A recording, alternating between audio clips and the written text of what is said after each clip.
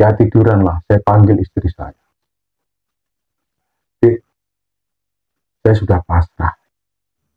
Tolong jaga anak-anak. Tolong jaga mereka. Saya sudah bilang gitu. Karena apa?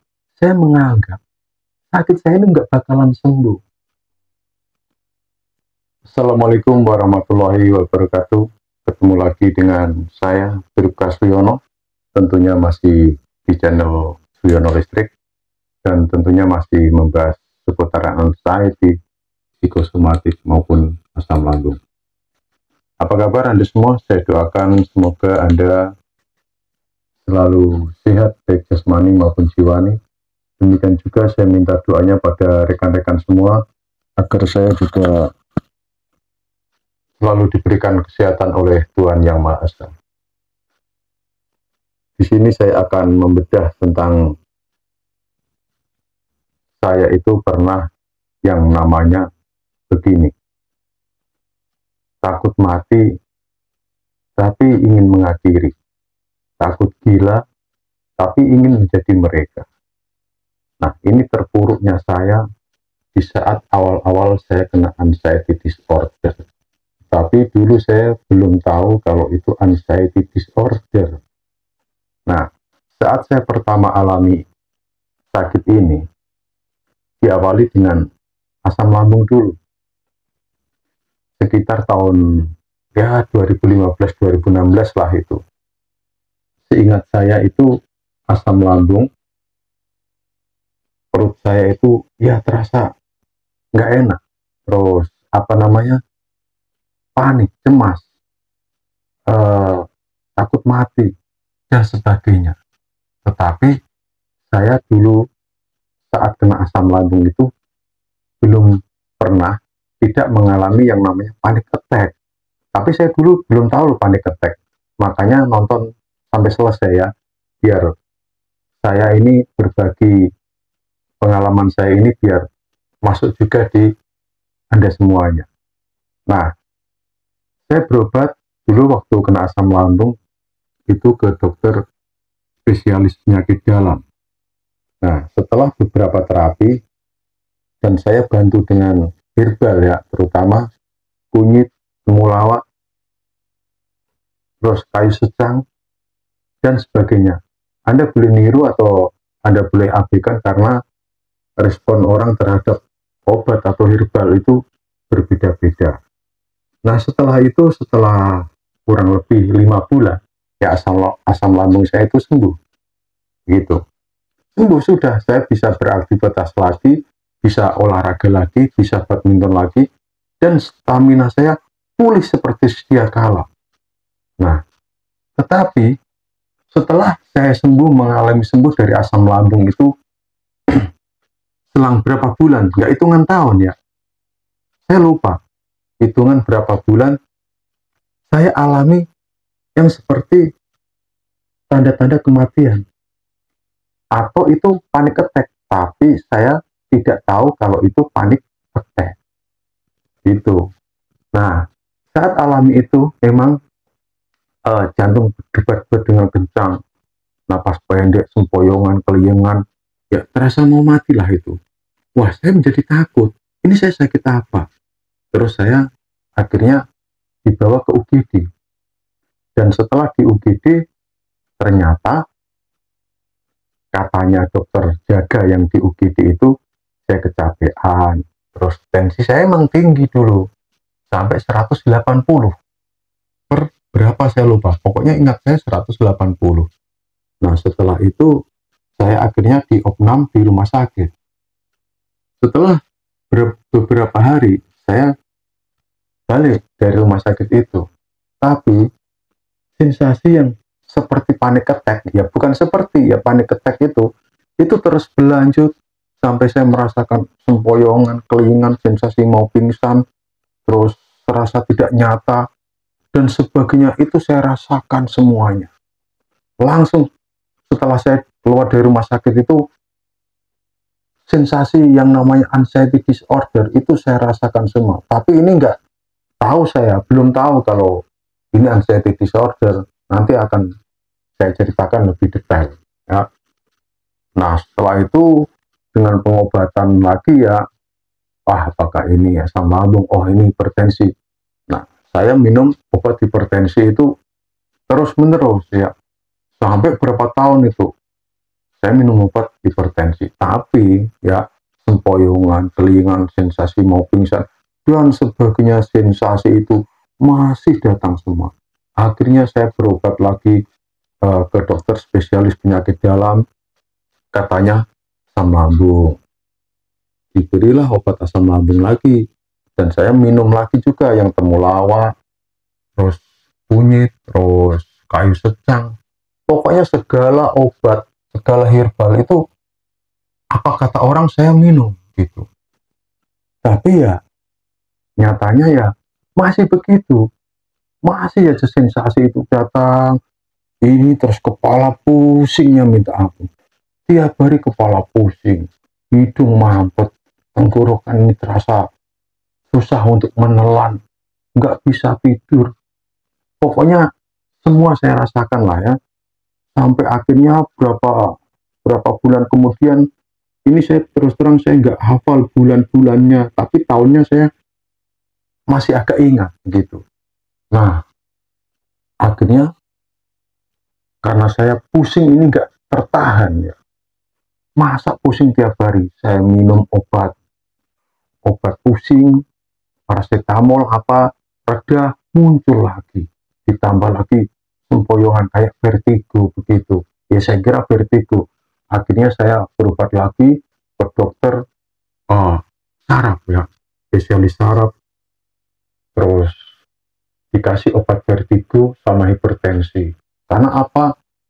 Saya bilang ya emang muter-muter gini ya, muter sempoyongan gitu, terus pusing, dan tensi itu tinggi terus.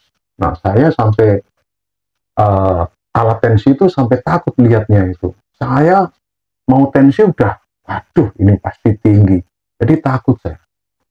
Sampai akhirnya saya dikasih obat lagi, yaitu disuruh tetap minum amlodipin ya, obat hipertensi, sama dikasih obat vertigo. Yang mereknya itu saya masih ingat sekali.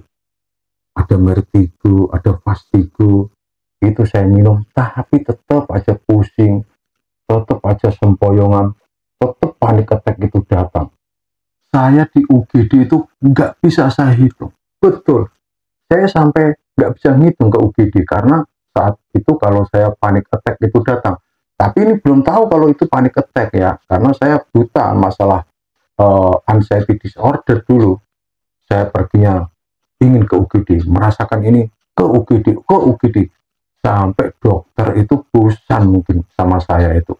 Orangnya ini lagi begitu. Dan diagnosanya pasti hipertensi, vertigo, asam lambung itu. Ya, itu terus. Sampai akhirnya saya ya sudah. Nah, tetap menjalani obat yang dari dokter saraf. Dan sampai akhirnya pusing ini nggak tahan lagi dengan pusing. Saya pergi ke dokter spesialis saraf. Dulu saya nggak pakai BPJS ya, yang ke dokter saraf itu, yang pertama-tama itu. Akhirnya saya disuruh CT scan kepala. Ya, kepala saya di CT scan. Hasilnya normal. Terus saya di EEG ya. EEG itu jadi untuk mengetahui sistem kelistrikan di otak, itu katanya. Hasilnya normal.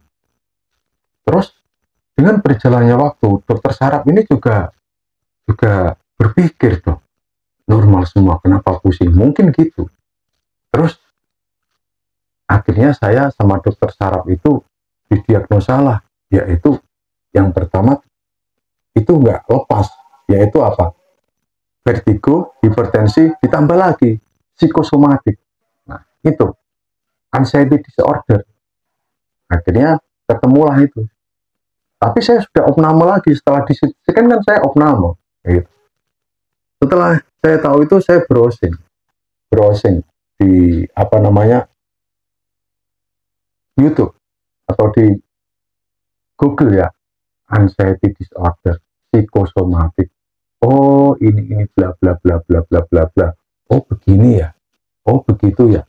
Nah, Terus saat itu juga saya langsung begini, buka YouTube, ketemulah channelnya Dokter Andri. Tiap hari, tiap malam saya nonton YouTube-nya, channelnya Dokter Andri psikosomatik itu. Saya pelajari, saya pelajari. Saat itu saya sudah berhenti berobat ya. Saya berhenti karena apa? Saya pernah dikasih obat yaitu fluoxetine ya, sama clobazam dulu, kadang alprazolam. Tapi kenapa obat itu saya minum dan tidak saya minum? Ya sama saja begitu.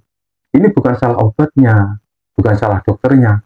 Mungkin saya yang terlalu belum bisa mengendalikan itu semua. Itu ya, itu lahirannya saya. Nah, nanti saya ceritakan kenapa sekarang alprazolam justru berkhasiat di diri saya gitu. Nah, setelah itu saya langsung pergi ke mana itu pengobatan alternatif ya. Katanya nanti dalam waktu 2 minggu sakit Bapak akan sembuh dengan minum obat ini, jamu ya, jamu ini. Saya beli dulu. Saya itu ingatnya 1 juta berapa itu, langsung saya beli itu. Tapi apa yang terjadi? Obat itu habis, nggak sembuh juga. Sampai saya datangkan paranormal, saya pergi ke orang pintar, katanya rumah saya itu ada hantunya. Katanya saya disantet orang, ya, disihir orang. Sampai orang itu datang ke rumah saya. Ini mohon maaf, saya nggak menjelek-jelekan mereka. Saya terima kasih atas usahanya mereka yang telah membantu saya. Tetapi saya ini hanya berbagi cerita begitu ya, tanpa mendiskriminasi tanpa menjelekkan mereka ya. Setelah dia datang ke rumah saya, diusir hantu itu. Hantunya diusir, terus rumah saya dikasih pagar, bukan pagar besi tapi pagar goib gitu. Tapi juga masih begitu. Ini gimana ini? Gimana? Sampai akhirnya saya berobat lagi. Nah, tahun berapa saya lupa ya. Kalau nggak salah antara 2018-an itu. Saya berobat lagi. Kontrol ke dokter terus. Masih saja begitu. Wah, sensasi ini pokoknya itu. Wah, saya sampai nggak berani keluar rumah. Ya, saya itu ya kerja bisa dibilang itu amburadul. Ya, saat saya di kantor itu, saya merasakan sensasi itu, saya buru-buru cepat pulang. Wah, gimana pokoknya udah nggak bisa saya bayangkan, nggak bisa saya ungkapkan dengan kata-kata. Terus akhirnya setelah berobat itu dikasih obat lagi ini, dan saya pergi juga ke tukang pijat yang katanya bisa menghilangkan sakit ini, ya masih saja begitu. Nah, masih saja begitu sampai akhirnya saya pas saat itu saya tidur ya, tiduran lah, saya panggil istri saya. Dek, saya sudah pasrah, tolong jaga anak-anak, tolong jaga mereka. Saya sudah bilang gitu. Karena apa? Saya menganggap sakit saya ini nggak bakalan sembuh. Saya sudah titip anak-anak, jaga mereka. Saya sudah pasrah saya. Sampai juga saya itu lihat orang gila. Saya bilang gini, apa saya jadi kayak dia aja ya? Dia sehat kok, gila tapi sehat. Lihat tuh, hujan-hujan aja nggak sakit. Jalan jauhnya segitu juga nggak sakit, nggak capek. Saya aja jalan sedikit sudah mau jatuh. Apa saya ingin kayak dia aja? Saya itu sampai begitu sama istri saya. Karena apa? Saking dahsyatnya sensasi ini. Pokoknya nggak bisa diungkapkan dengan kata-kata itu. Itu ya. Sampai orang-orang tuh kepo dengan sakit saya, tetangga, semua. Tapi untungnya saudara-saudara saya itu memahami semua. Dari saudara saya sendiri sampai saudara istri saya memahami sendiri. Pokoknya memahami dengan keadaan saya. Disitulah saya menjadi semangat ya. Karena mereka semua perhatian sama saya, termasuk ya kakak saya, ya kakak kandung, ibu saya, sampai ibu mertua saya, bapak mertua saya, kakak-kakak ipar saya, adik-adik ipar saya, semua berikhtiar mencarikan obat untuk saya. Ini obat apa? Nah, saudara saya itu mendukung semua, termasuk istri saya, itu udah pasti ya. Di situ saya berpikir begini, ya Allah, yang lain gak percaya sama sakit saya, orang lain tuh gak memahami saya, tapi alhamdulillah saudara-saudara saya itu memahami saya. Bahkan mereka semua itu pergi kemana untuk mencarikan obat untuk saya. Ini obat apa? Ini sakit apa? Kenapa nggak ketemu sakitnya? Gitu. Nah, setelah itu, ya, setelah saya berobat lagi itu, akhirnya saya sudah stop. Udah saya nggak mau berobat lagi. Saya sudah bosan. Saya udah shopping dokter ini, dokter itu, nyatanya juga begini.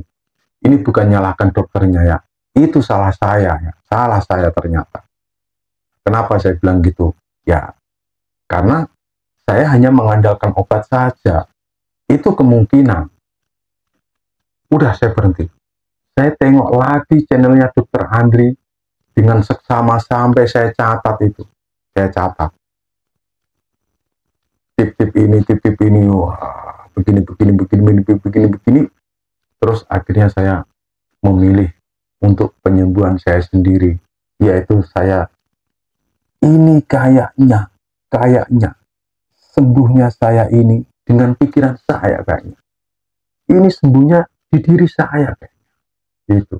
Sampai kakak kandung almarhum ya almarhum, sampai itu ya saya diuji ya. Dalam penyembuhan itu saya diuji apa? Kakak saya meninggal di tahun 2020 ya. Terus selang 20 hari ibu saya meninggal. Itu cobaan yang terberat. Padahal saya itu lagi giat-giatnya untuk melakukan penyembuhan sendiri. Saya dicoba lagi sama seperti itu. Wah, drop lagi saya. Ya. Terus akhirnya saya masih melakukan yaitu ikhtiar ilahi. Karena ikhtiar insani sudah saya lakukan, akhirnya saya mendekatkan diri sama Tuhan. Ya, saya selalu istighfar, saya selalu zikir. Itu saya lakukan setiap hari. Sore saya harus sudah di tempat tidur itu dulu ya. Tapi saya di tempat tidur tidak melamun, tapi saya zikir. Sampai istri saya ngasih tasbih. Ini mas untuk zikir. Saya pakai zikir terus, mengingat yang kuasa. Saya mengakui dosa-dosa saya. Ya siapa sih manusia yang nggak punya dosa? Terus saya menemukan cara saya sendiri, tetapi di sini juga ada bimbingan juga dari guru-guru spiritual yang sudah saya datangi. Ya terima kasih Pak pimpinan pondok pesantren Nur Ihsan ya, yang telah membantu saya terima kasih. Disitulah saya mulai menemukan yaitu namanya meditasi ya, meditasi. Terus olah nafas ini memang saya dulu sudah pernah mempelajari sewaktu saya di Brimob, masih di Brimob itu. Akhirnya olah nafas itu saya lakukan lagi ya. Saya lakukan olah nafas, saya istighfar, saya zikir, saya meditasi dengan berdiam diri itu terus. Dan yang nggak kalah pentingnya, saya harus keluar rumah ya. Keluar rumah dalam arti jalan kaki. Saya tiap pagi jalan kaki, sore jalan kaki, walaupun sensasi itu malah datang semua wah ini katanya disuruh jalan kaki tiap pagi, tapi kok malah begini, gimana ini, wah masih bingung saya. Padahal saya sudah melakukan yaitu yang namanya meditasi, olah nafas sudah, tapi masih juga kebingungan karena semua itu tidak bisa instan, semua itu butuh proses. Itu tetap saya lakukan itu. Saya itu ya di keramaian itu dulu kan takut dan sebagainya. Itu saya paksa. Saya harus di tempat keramaian, coba. Ya saya melatih sedikit demi sedikit. Pokoknya saya latih semua tip-tip. Itu sudah saya share di YouTube saya ya, yang sebelum-sebelumnya itu. Nah, semua sampai akhirnya ya di tahun 2021 saya mulai menemukan rasa nyaman, tapi sensasi itu masih datang ya, tapi nggak setiap hari. Nah, berarti saya mulai penyembuhan mandiri itu kira-kira 2 tahun kalau nggak salah ya. Mohon maaf kalau saya lupa. 2 tahun tanpa obat itu saya 2 tahun saya jalani itu. Tapi kalau obat asam lambung kadang saya minum. Ini yang saya maksud itu dari obat-obat yang jiwa itu saya nggak minum itu ya, karena saya juga belum ke psikiater. Nah, setelah itu saya lakukan semua, akhirnya saya mulai merasakan kenyamanan, ya, nyamanan, dan di tahun 2021 bulan sekitar pertengahan ya, kalau nggak salah. Pertengahan untuk apa? Pokoknya tahun 2021 juga lah itu. Nah, di situ saya mulai bangkit, sudah mulai menemukan kenyamanan. Terus akhirnya saya bikin YouTube itu Suyono Listrik di tahun 2021 karena saya sudah merasa sembuh. Saya ingin yaitu menularkan tips saya kepada rekan-rekan semua yang alami anxiety disorder maupun psikosomatik itu. Terus akhirnya di tahun 2023 ya saya kambuh. Nah, jadi rekan-rekan yang sudah sembuh, saya ingatkan tetap lakukan tips-tips yang dulu pernah Anda lakukan sewaktu sakit, jangan ditinggalkan. Ini murni kesalahan saya kenapa saya kambuh. Selain ini sudah suratan dari Tuhan, tapi ini murni kesalahan saya. Kenapa? Dulu saya waktu parah-parahnya itu, waktu penyembuhan itu, saya selalu istighfar, pikir, meditasi, relaksasi, dan sebagainya, jalan kaki. Setelah saya sembuh, saya terlena dengan itu semua. Itu jarang saya lakukan, ya, jarang saya lakukan. Begadang, terus, pokoknya sembarangan ya. Akhirnya kambuh itu tahun 2023, dan sensasinya itu, makin biasa. Akhirnya saya diopname itu ya, diopname. Sampai saya nggak masuk kantor itu, kalau nggak salah 2 minggu ya, 2 minggu saya nggak masuk kantor. Terus akhirnya saya disarankan ya, karena kerja saya saat kambuh itu sangat terganggu sekali ya, diketahui oleh pimpinan saya. Ya dulu pimpinan udah tahu ya, saya sering izin karena sakit ini itu. Terus sama dokter kepolisian saya dirujuk supaya ke psikiater ya. Nah, Anda pasti bertanya, kenapa dulu Pak Yono nggak langsung ke psikiater? Begini, saya pernah disarankan oleh dokter umum ya, itu ke psikiater. Tapi saya bilang gini, saya itu nggak gila. Kok saya ke psikiater? Kok saya ke dokter jiwa? Istri saya juga sudah menyarankan saya dulu untuk ke dokter jiwa. Saya ini nggak gila, saya bilang gitu. Saya nggak gila. Kenapa saya harus ke dokter jiwa? Begitu. Saya malu. Bagaimana nanti kata teman-teman saya atau tangga saya dikira gila nanti, gitu. Itu alasan saya itu, ya. Akhirnya dirujuk pakai BPJS ya di tahun 2023 itu, setelah berobat 6 bulan, ya, itu sudah mulai membaik, ya, sampai akhirnya obat itu dikurangi. Dan sampai sekarang yang saya minum itu hanya alprazolam. Tuh. Nah, itu kisah singkat saya ya. Kalau saya detailnya ya, saya ceritakan dari step by step, itu bisa berjam-jam itu ya. Kecuali kalau saya jadi dipanggil menjadi narasumber. Bukan narasumber sih, ya apa namanya, pelaku. Saya ceritakan, mungkin saya catat dulu. Wah, kalau saya ada yang misalnya podcast, dipanggil untuk menceritakan kisah saya, itu akan saya program, karena ini ya terus terang seingat saya aja gitu.